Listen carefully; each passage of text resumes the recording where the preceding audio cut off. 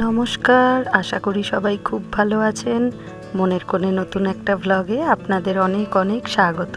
সকাল এখন 11:30টার মতো বাজে। চিনতে পারছেন আমার ছর্দিকে? কিছুদিন আগে একটা ভ্লগে দেখিয়েছিলাম, এটা আমার ছর্দি। আসলে আজকে আমাদের এখানে ভোট রয়েছে, তাই দিদি ভোট দিতে এসেছে। এই বেলাটা দিদি এখানেই থাকবে, খাওয়া দাওয়া করবে, আবার বিকেল হলেই চলে যাবে। এই যে এটা হলো আমার এক মামি, তারাও ভোট দিতে এসে লাইন দেখে চলে এসেছে এখানে। আজ তো সব বাজার দোকান বন্ধ, কালকে রাতেই একটু চিকেন আর একটু পনির নিয়ে এসেছিলাম।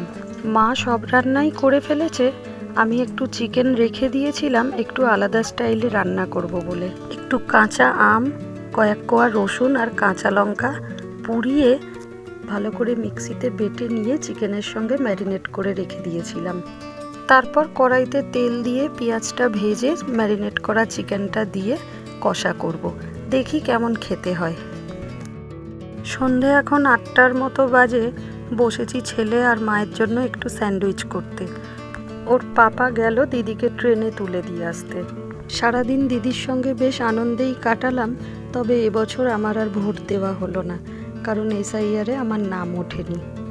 সবাই একসাথেই ফর্ম ফিল আপ করে জমা দিলাম, বাড়ির সবাইয়েরই নাম উঠেছে, শুধু আমার নামটাই এলো না। পরে একবার হিয়ারিংও হয়েছিল, কিন্তু তাতেও কোনো লাভ হয়নি, শেষ অবধি লিস্টে আমার নাম এলোই না।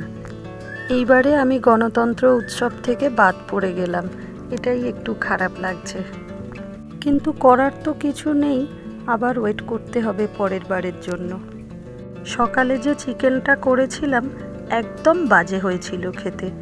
রেসিপিটা নেট থেকেই দেখেছিলাম, অনেক দিন থেকেই ভাবছি করব, কিন্তু সাহস করে উঠতে পারছিলাম না যে কেমন কি খেতে হবে।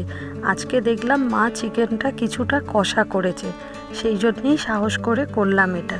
যদি এটা খারাপ লাগে তো কষাটা দিয়ে খাওয়া যাবে। সত্যিই বলছি, এই চিকেনটা কেউই খেতে পারলো না, সবাই আমরা পনির আর ওই চিকেন কষা দিয়েই খেয়েছি। এখনও চিকেনটা পড়ে রয়েছে, এরা আর কেউই খাবে না, শেষে আমাকেই খেতে হবে, কারণ খাবার জিনিস আমি নষ্ট খুব কমই করি, তাই আমি খেয়ে নেবো যেভাবে হোক।